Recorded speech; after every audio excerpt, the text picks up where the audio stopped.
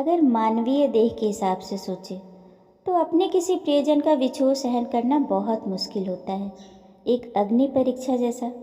सबसे पहले उस सदमे को झेलना, फिर मृत्यु को नकारना, इसके बाद उससे उपजे क्रोध और अवसाद को दबाना, और फिर अंत में सत्य को स्वीकार करना। इन सारी उठापटक में कुछ महीनों से लेकर कुछ वर्षों तक का समय लग सकता है। किसी व्यक्ति को ये इतना हतोत्साहित कर देता है कि वो स्वयं को एक अंधे कुएं में पड़ा हुआ अनुभव करता है और सोचता है कि शायद वो इस गम से कभी निकल ही नहीं पाएगा। हमारे लिए अपने किसी प्रियजन की मृत्यु की कल्पना करना भी नामुमकिन है। फिर जरा सोचिए, जिस परिवार पे ये पहाड़ टूटता है उसका क्या हाल होता होगा। लेकिन इसी सिक्के का दूसरा पहलू भी है। जब हम आत्मा लोक से आत्माओं के नज़रिए से देखते हैं तो स्थिति बिल्कुल उल्टी है। आत्माएं अपने नए जीवन को धरती पर एक नए नाटक के रूप में देखती हैं। उन्हें पता होता है कि ये सब कुछ एक नाटक है और वो भी कुछ समय का। सारे रोल अस्थायी हैं, इसलिए मृत्यु का भय शोक उन्हें नहीं होता। वो अपने अस्तित्व, अपनी अनश्वरता को जानती हैं। लेकिन इंसान जैसे जैसे बढ़ती उम्र की तरफ अपना कदम रखते हैं, मृत्यु का भय उन्हें सताने लगता है। लेकिन जिन लोगों ने मृत्यु को अनुभव किया, चाहे वो रिग्रेशन के जरिए हो या फिर नियर डेथ एक्सपीरियंस हो, उनके लिए मृत्यु थोड़ी आसान हो गई। यानी मृत्यु तो थी, पर उसका भय थोड़ा कम हो गया। कुछ दशकों पहले तक लोगों को लगता था कि ज़िंदगी केवल एक बार मिलती है। कुछ धर्मों में भी ऐसी ही मान्यता है और आज भी है। लेकिन पिछले कुछ दशकों में लोगों का नज़रिया थोड़ा चेंज हुआ है। लेकिन ये प्रतिशत बहुत कम है। अब भी केवल 40% लोग ही पुनर्जन्म पर भरोसा करते हैं। लेकिन जिन भी लोगों ने इस पर विश्वास किया, अपनी निरंतरता को जाना, उनके लिए मृत्यु को स्वीकार करना सहज हो गया। डॉक्टर न्यूटन की रिसर्च में इस तथ्य को भी जाना गया कि प्राण निकलते वक्त कैसी अनुभूति होती है, और जो लोग पीछे छूट गए हैं, चाहे वो सगे संबंधी हों, मित्र हों, उन्हें दिलासा देने के लिए एक आत्मा कैसा प्रयास करती है। इस शोध में ये भी पता चला कि जीवन साथी सही मायने में कभी भी एक दूसरे से अलग नहीं होते। मृत्यु के क्षणों में एक आत्मा भले ही अपने शरीर को अचानक त्याग देती है, उसे आज़ादी मिल जाती है, लेकिन धरती पर रह के उनके प्रियजन अगर उनकी ज़रूरत महसूस करते हैं तो वो आत्मा उनसे आत्मा लोक से भी संपर्क बना सकती है। डॉक्टर न्यूटन ने जो पहला उदाहरण लिया है वो एक विकसित आत्मा का है जिसका नाम टेमानु है। वो एक मार्गदर्शक के रूप में प्रशिक्षण भी ले रहा है। धरती पर वो हजारों वर्षों से जन्म ले रहा है। पिछली कुछ शताब्दियों में उसने ये जाना कि अपने विनाशकारी विचारों को बदला कैसे जाए और लोगों को शांति कैसे प्रदान की जाए। ये दृश्य उस समय का है जब टेमानु अपने पिछले जीवन में मृत्यु को प्राप्त हुआ। उसकी मृत्यु के बाद उसकी पत्नी उसकी मौजूदगी को महसूस ही नहीं कर पा रही थी, और वो जिन विचारों को अपनी पत्नी तक भेजने की कोशिश कर रहा था वो भी उस तक नहीं पहुंच पा रहे थे, और इसका कारण उसकी पत्नी का अत्यधिक शोक में डूब जाना था। एलिस, जो कि उसकी पत्नी का नाम था, वो शोक और सदमे में एकदम जड़ सी हो गई थी। इसी कारण उसकी ऊर्जा को भी महसूस नहीं कर पा रही थी। अब डॉक्टर न्यूटन को लगा कि ये समस्या केवल एलिस के साथ है या सभी के साथ ऐसा होता है। इस पर टेमानो का जवाब था, ये एग्जैक्ट उसी के शब्द थे। देखिए, किसी की मृत्यु के पश्चात उसका कोई प्रियजन या तो अत्यंत उत्तेजित हो उठता है या पत्थर की मूर्ति सा बन जाता है। इन दोनों ही स्थितियों में उसका मन बंद हो जाता है। मेरा काम मन व शरीर में संतुलन लाने का प्रयास करना है। अब डॉक्टर न्यूटन का सवाल था, अच्छा, इस वक्त तुम्हारी आत्मा कहाँ है? मेरे बेडरूम की छत से लगी हुई है। और तुम अपनी पत्नी से किस बात की अपेक्षा कर रहे हो? मैं चाहता हूँ कि वह विलाप करना बंद करे और अपने विचारों को केंद्रित करे। वह इस बात पर विश्वास नहीं कर पा रही है कि मैं अभी भी जीवित हूँ। इस कारण उसकी ऊर्जा का ताना बाना एकदम उलझ सा गया है। यह स्थिति अत्यंत हताशाजनक है। मैं उसके बगल में हूँ और उसे इसका एहसास ही नहीं हो पा रहा है। अब देखिए, यहाँ टेमानो एकदम उसके बगल में खड़ा है, लेकिन एलिस को इसका कोई एहसास नहीं हो पा रहा है, और इसकी वजह केवल उसका दुख है।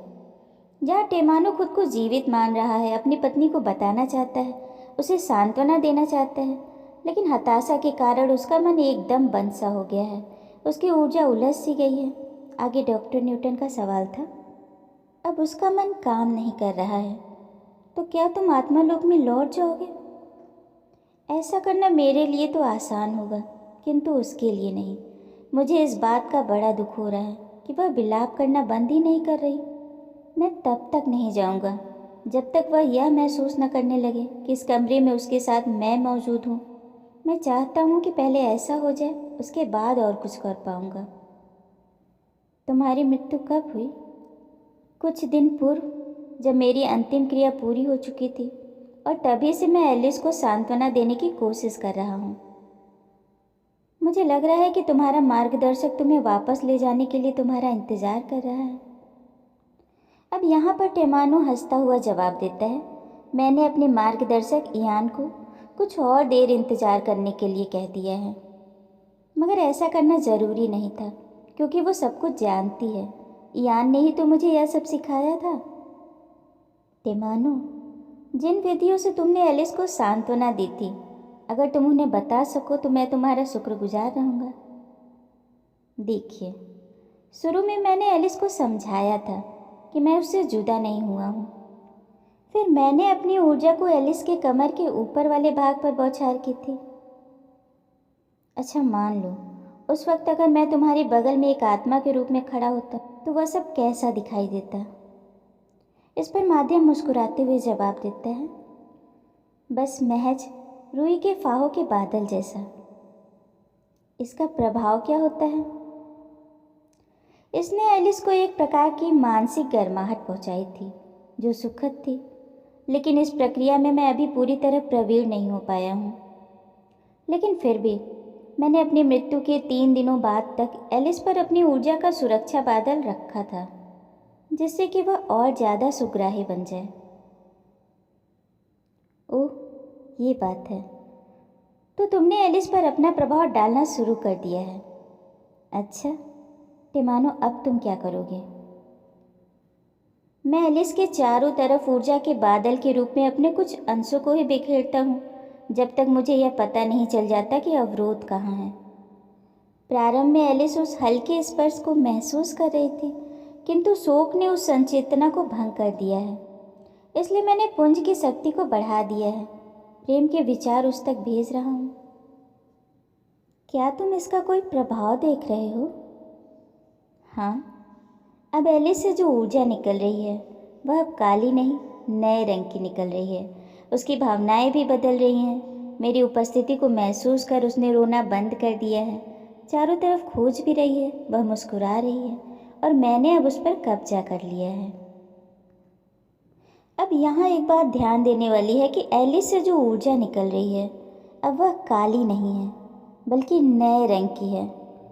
इसका मतलब जो ऊर्जा वहाँ पर ब्लॉक हो गई थी वो अब खुल चुकी थी। उससे कोई और रंग उत्सर्जित हो रहे थे, यानी जहाँ पर ऊर्जा का प्रवाह रुकता है वहाँ पर काले रंग के धब्बे से बन जाते हैं। खैर, आगे बढ़ते हैं। डॉक्टर न्यूटन ने कहा कि तुम्हारा मकसद तो अब पूरा हो गया।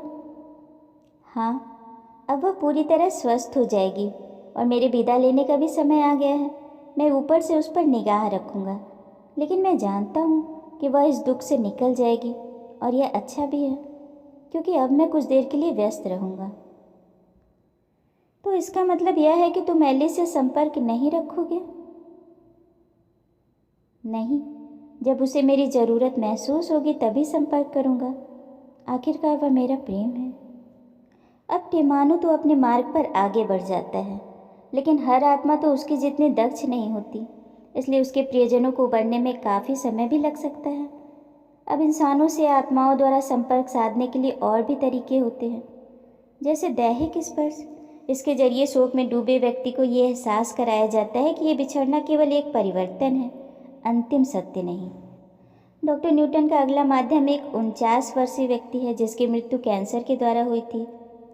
वैसे तो इस व्यक्ति की आत्मा ज़्यादा कौशल का प्रदर्शन नहीं कर पाती जैसा कि टेमानो ने किया था, लेकिन फिर भी इसके इरादे नेक थे। इनके बारे में हम अगली कड़ी में जानेंगे।